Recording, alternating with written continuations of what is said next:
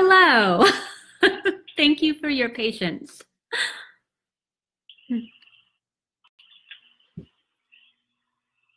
Hello.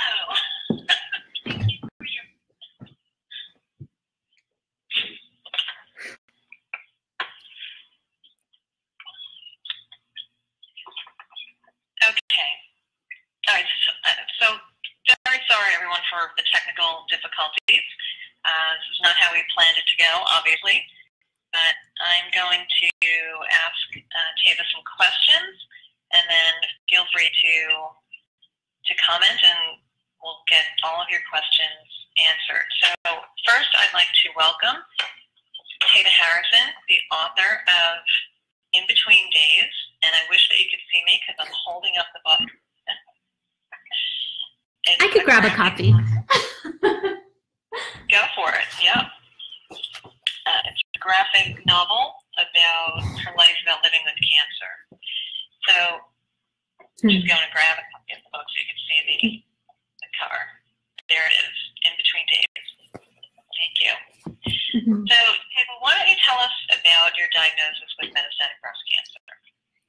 In December of 2013, I was diagnosed with de novo metastatic breast cancer.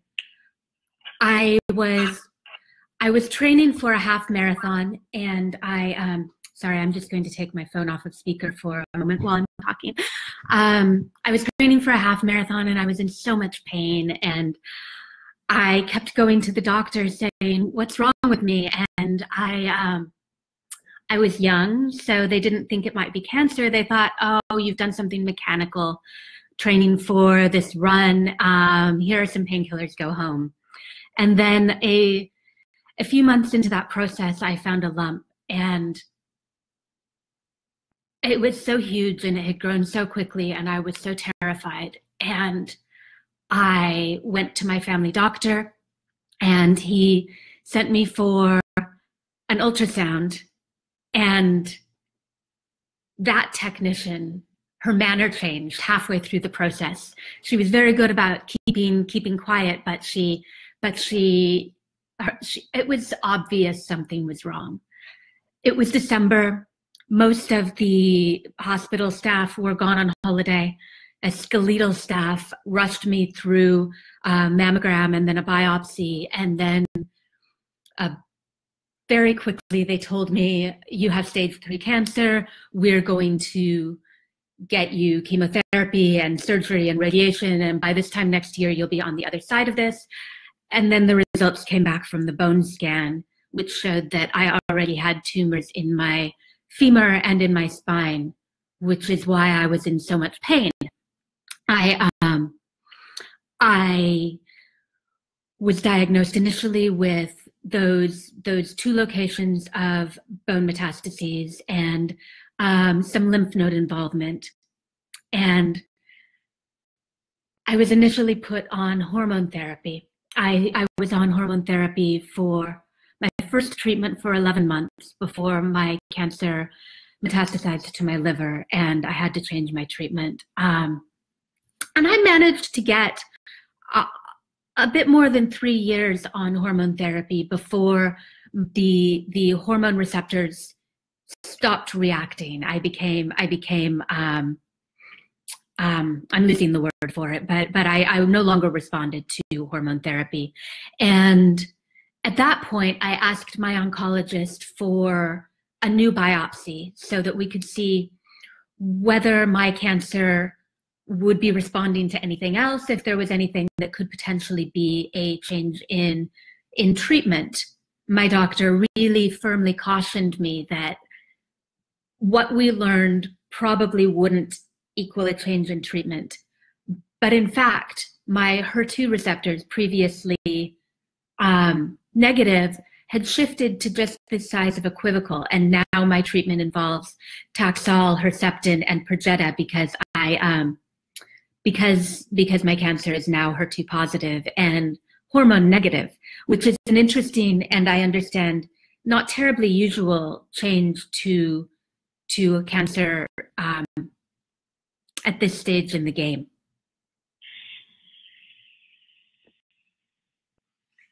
And I've put you back on speaker.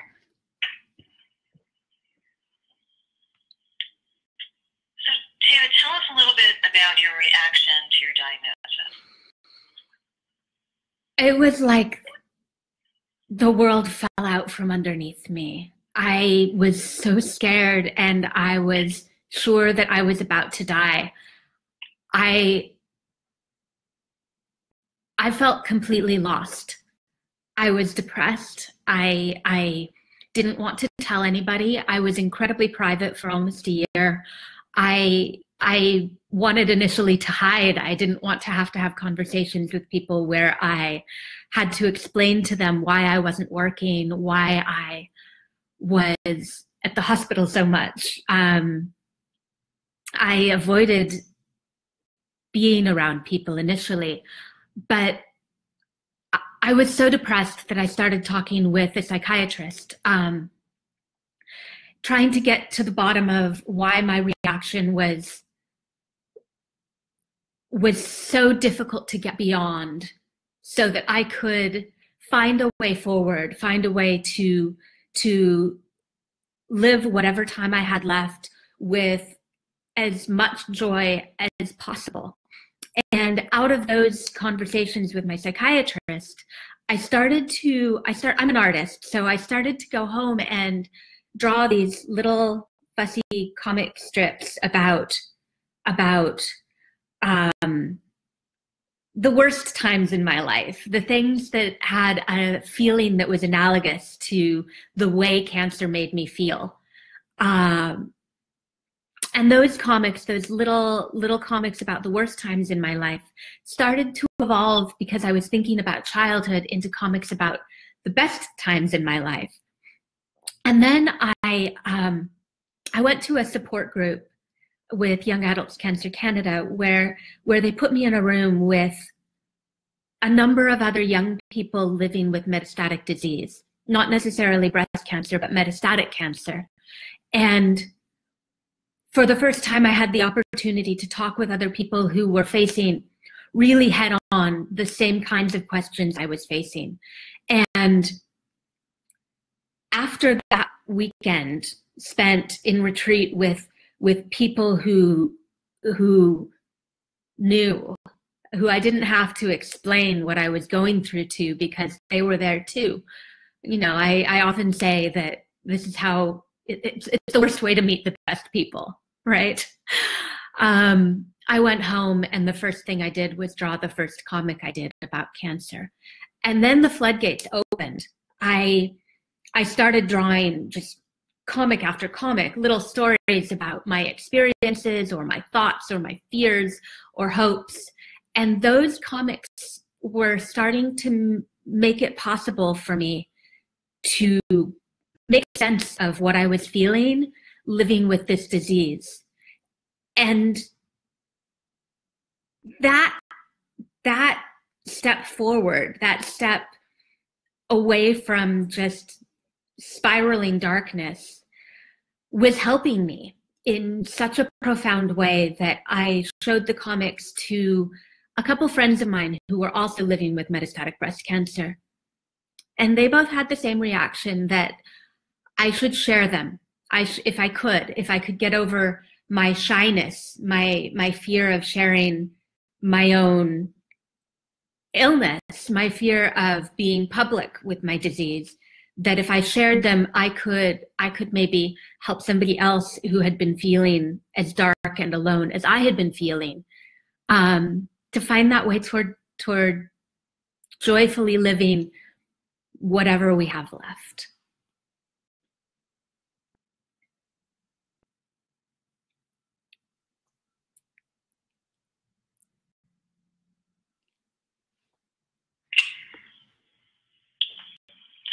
So that was the beginning. That was the beginning of the book. Then, or you started writing and drawing pictures, and that became a book. How did that happen?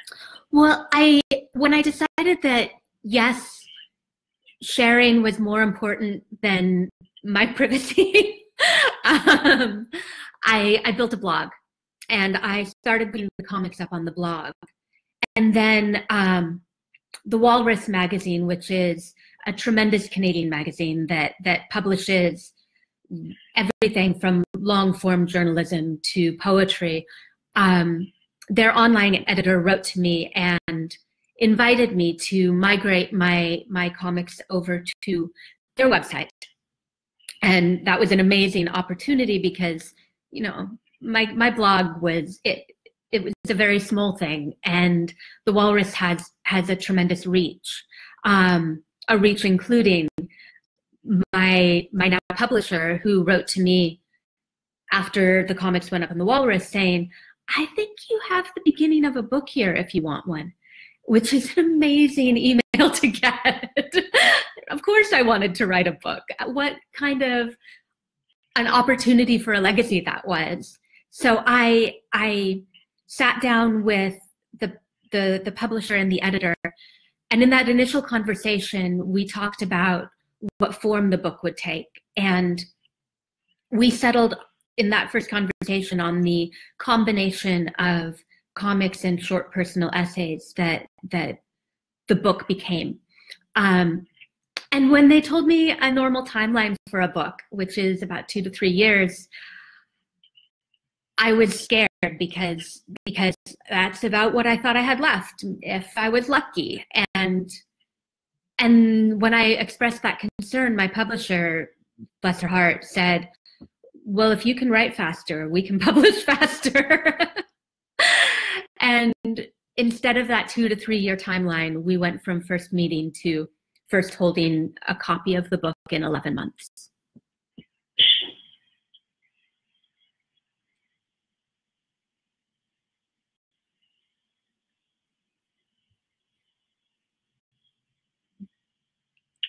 So then, in the book, you write about making lifestyle changes, hoping to, and I quote, turn back time or undo my bad luck. And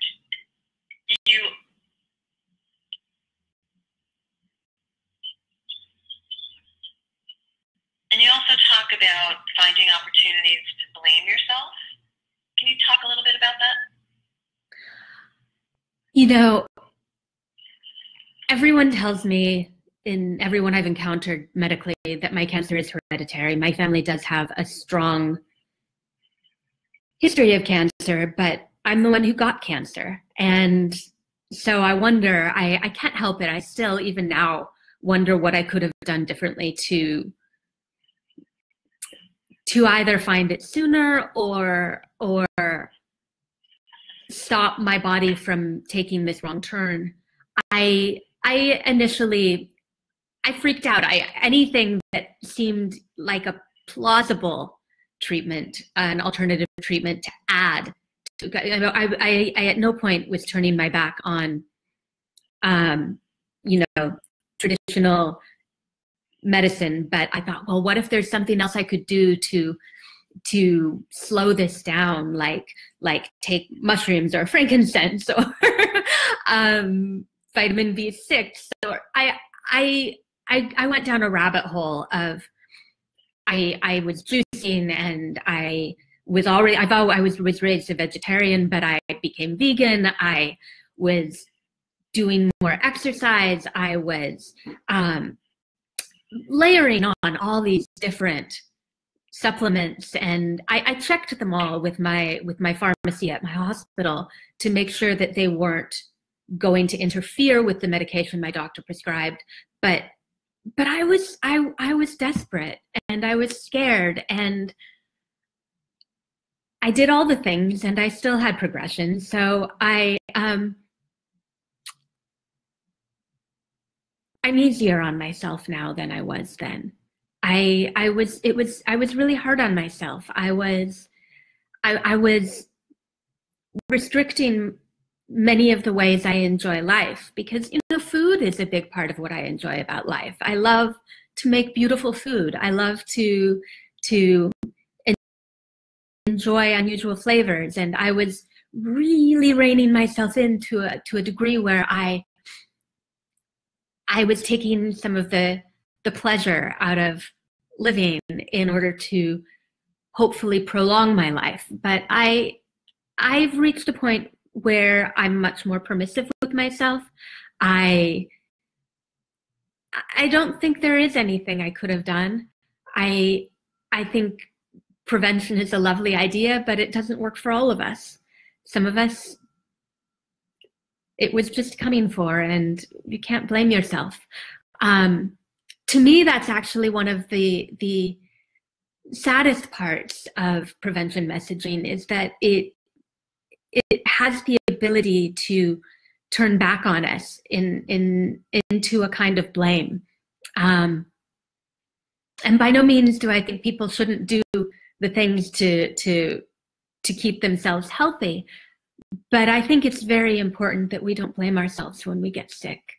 Because I blamed myself for using birth control. I blamed myself for every unhealthy thing I ever did. And it's not that simple.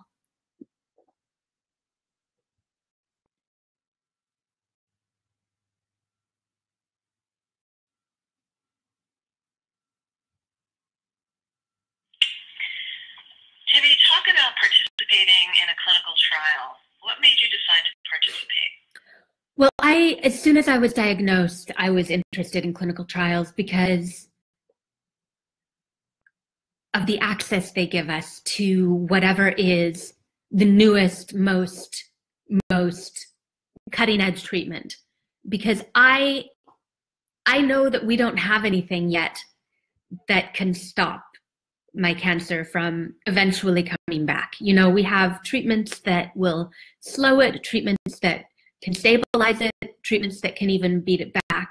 Right now, you know, the Taxol is amazing. My cancer has shrunk to very, very little of my body. But we don't yet have something that can stop metastatic breast cancer. And so I think that my best hope exists in something that's in trial right now.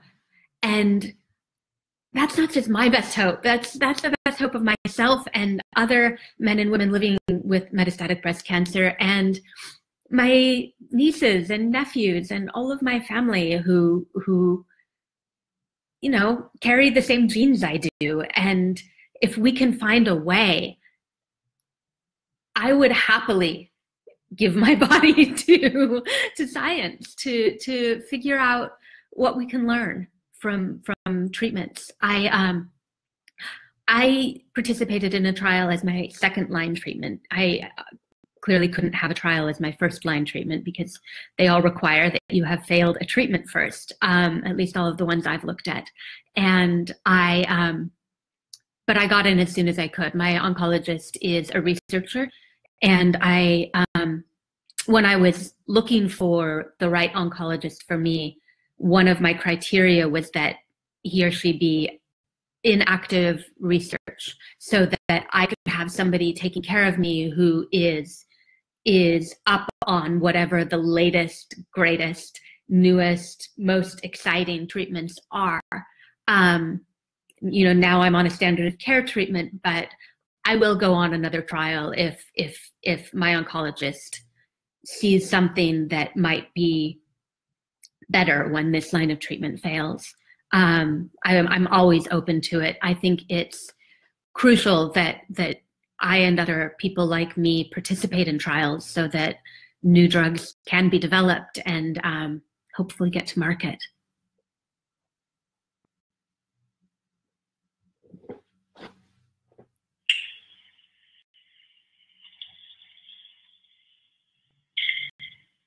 Teva, what are some of the biggest challenges you face living with metastatic breast cancer?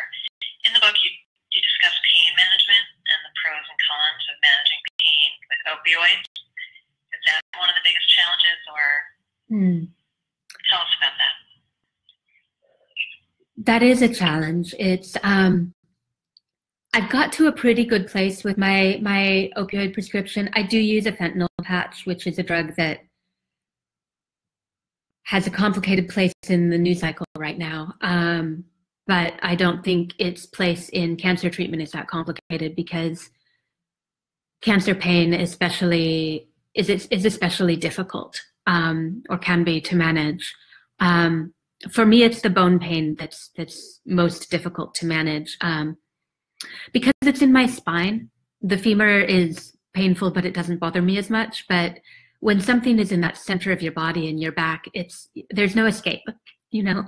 It's right at the core of every kind of experience, from sitting to walking to sleeping. And it did take me quite a while to get to a point where my meds were correct, to not knock me out and make me an inactive member of society, but manage enough of my pain that I'm able to be relatively active in my life. I think the most difficult thing for me with living with cancer is social. You know, it's navigating the difficulties that other people have with both talking about the disease and not talking about the disease. You know, sometimes people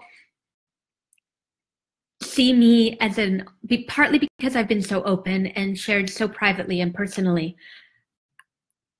People come to me at a level of discourse that is already really personal sometimes, when I'm not a trained therapist or support worker. I'm happy to connect and I love to connect, but there's more I wish I could do that I don't know how to do. It can be hard because I'd like to be able to offer better support.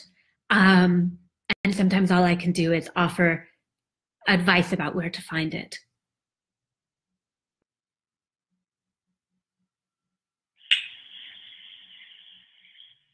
So you write in the book about body image, and as we know, body image is a major issue for many who are living with cancer. You raise an interesting point about not only is your outward appearance affected by what your body, but also what your body is capable of is affected too. Can you tell us what it's like for you and how you think and feel about that now? Absolutely.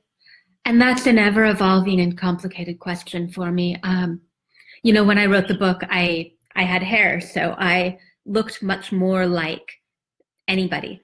I had a kind of anonymity available to me that it's available now. I can put on a wig and be just as anonymous as before if I like, but it's different. It's complicated too. I've lost a lot of weight since my diagnosis, and people who don't necessarily know have complimented me on that, and that's a bit uncomfortable. I try to joke about it, like I wouldn't recommend the method, but the reality is we have these externally imposed ideas of what looks good that isn't necessarily what feels good or is healthy. And I'm not as strong as I was. I used to be a runner. I can't keep up that practice the way I used to because of my bone metastases. And I sometimes, when it's really bad, I can't carry a laundry basket. I need to get help carrying groceries when I'm feeling weak. It's a very difficult thing to come to terms with, my body simply not being available to me as a tool in the way I've grown to rely on it. But there's more. Like my body image is affected by the fact that I've had sexual dysfunction related to having my ovaries removed. I don't feel as attractive because I'm not able to be as casually sexual with my husband. And that's something that affects how I feel about my body and lets the body dysmorphia creep in. I have scars where I've had surgeries. I have tattoos where I've had radiation. My body isn't as private as it used to be. I'm constantly disrobing for doctors. I'm being measured and weighed and scanned, and my relationship with my body simply isn't as easy as it used to be. It's complicated.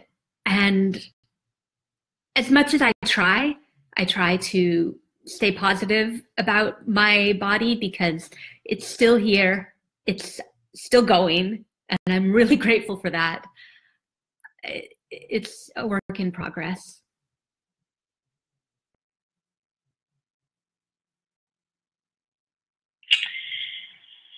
Can you tell us a little bit about your fears, your biggest fears, and also how you manage those fears? Yeah. My biggest fear is the end, right? Like I'm not ready to be thinking about what it means, what will happen, how it will feel. Will I be in pain? Will I be surrounded by the people I love? Will the people I love remember me? I think the fear is because, they say we die twice, once when the body dies and once the last time someone mentions their name. And I am afraid of disappearing. I'm afraid I have this ego. I like existing. I like being a person. I like to experience life and love and art and nature. And I'm afraid of how close I might be. I'm afraid of the time when treatments stop working and there isn't another one. I cope with it a few ways. I cope with it by seeing a psychiatrist. That's a really important piece for me. I have really candid conversations with my psychiatrist, and we talk about death and we talk about what that means, and we're trying to demystify it, right? We're trying to make it something I can look at, because for me, the scariest things are the things in the dark, the things we turn away from and choose not to examine and back away from, where when I come face to face with something, when I look at it, when I give it edges, when I define the parameters, it becomes something manageable. Maybe not something I like, but something I can come to terms with. And that, again, it's another work in progress. I've been meditating, mindfulness-based meditation. I did a mindfulness-based cognitive therapy course, and I am so grateful because that has helped me tremendously in managing my anxiety. I spend time in nature. That's a huge thing for me, whether it's hiking or working in my garden or just getting outside and taking a walk in a park. That can really help clear my head. I have a limited number of exercises that I can do, like swimming and yoga and things like that. Those also are tremendous helps in managing my anxiety around my fear of what it means to live with metastatic breast cancer. Because my eyes are open, I know how this ends. There really is no way I can see around it. It's just a matter of how long. And I try to keep my time full of things that inspire me and people who nurture and nourish me. And that allows me to really get a rich mouthful of life. And that is a really beautiful counter to my fear of death.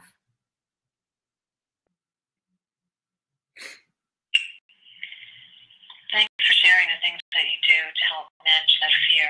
We always talk to people about, once you have a cancer diagnosis, an early stage diagnosis, a metastatic diagnosis, that fear and anxiety is always going to be part of your daily life and what you deal with. And we always encourage people to try to develop ways to deal with that. And for anyone that's listening, in case you don't know, Share offers lots of support, group support for women dealing with metastatic breast cancer, telephone support as well.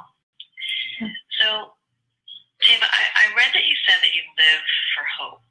And I love that saying. Can you tell us a little bit more about what you mean? Hope is a powerful thing. It's like there are practical things that I hope for, like I hope for an amazing breakthrough in treatment. I hope that for all of us. I hope for good days. I hope for like opportunities to feel expansive. Because hope is an expansive thing. Hope is it's like stepping away from the limitations that life has imposed on me. I find it very easy to slip into a place of hope, and if I can occupy that space, there's not necessarily room for fear. And that's why I live for those times when I feel just big, like I don't have the same limitations that I live with. I go back a lot to the time just before I was diagnosed, when I was traveling in the Arctic, and I first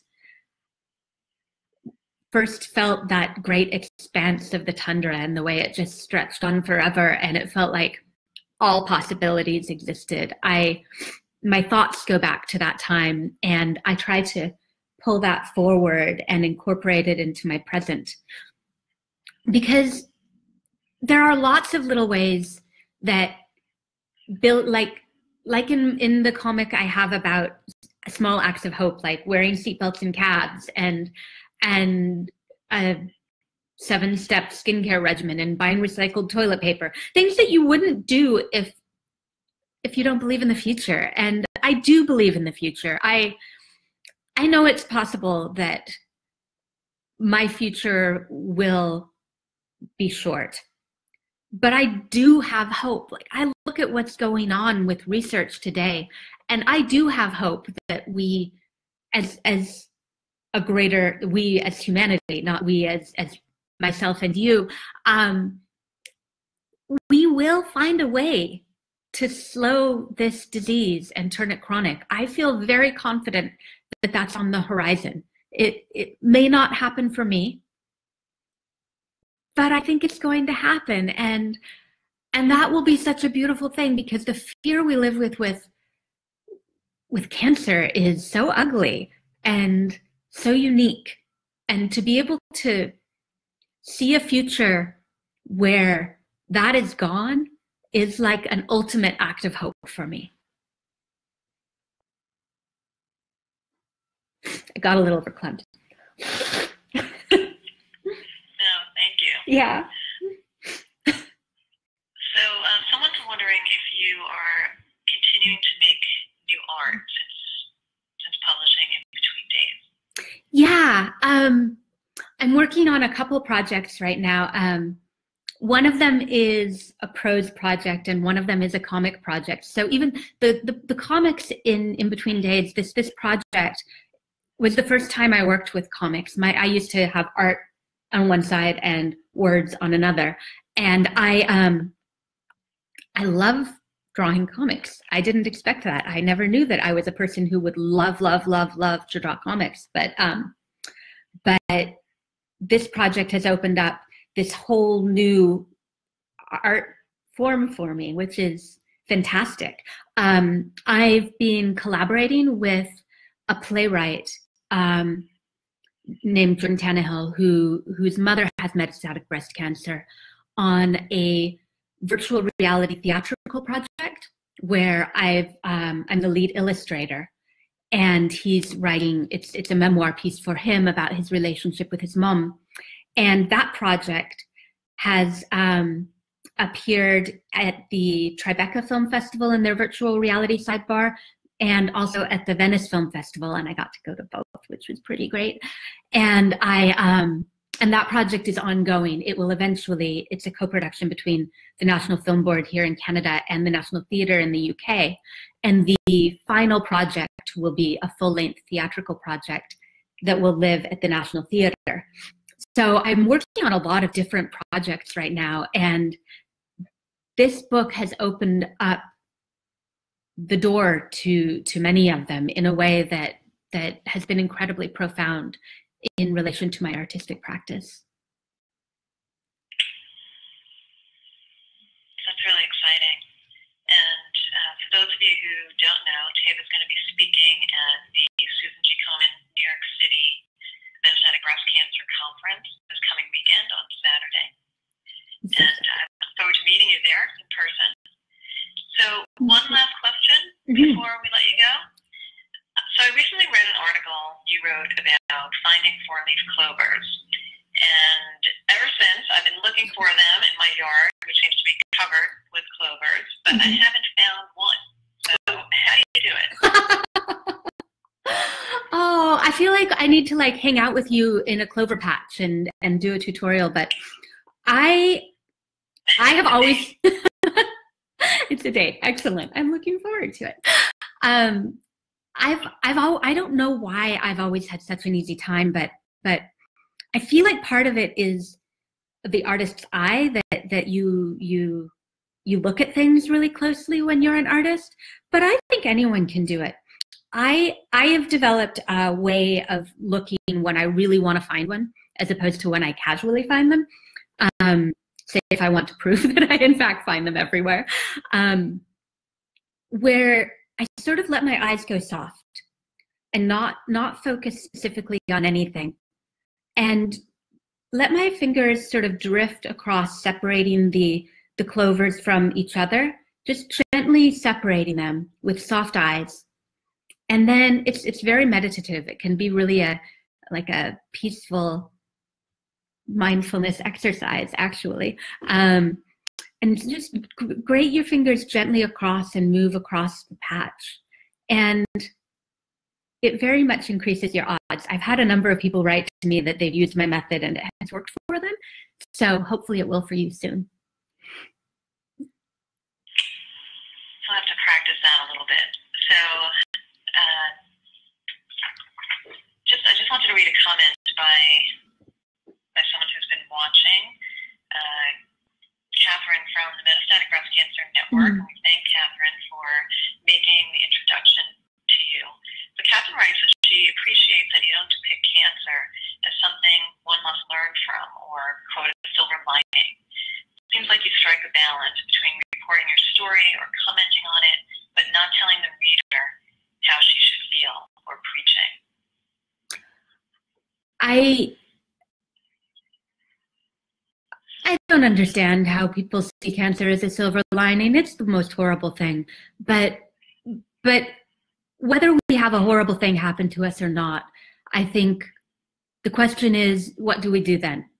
Like, and then what? And for me, this is definitely the worst part of my life.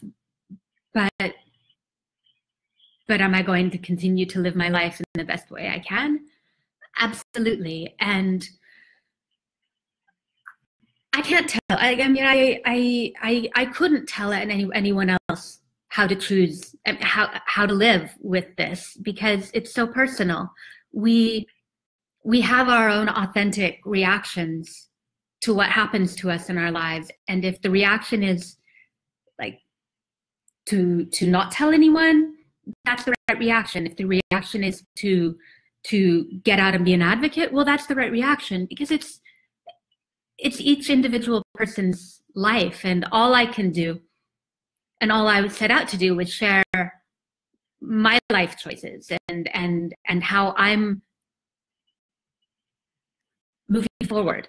Because for me, the most important thing was, how can I move forward and not waste what time I've got left? Because it might be very short. And I feel like I have a lot that I'd like to give. But that doesn't mean anybody else has to do that. So I appreciate that, Catherine. Thank you so much. Teva, thank you so much for spending some time with us and sharing your story. For those of you who have not picked up this book yet, please do. Teva, you can hold it up so people can see it again. In Between Days by Teva Harrison. Please pick it up. Thank you for sharing your story and your thoughts and your wisdom with us. Thank you so much. I'm really grateful to have had this time with you. Thank you. We'll see you soon. Yes, please. Thanks, see you everyone. this weekend. Yeah. Thanks, everyone, for joining. Mm-hmm. Bye. Bye.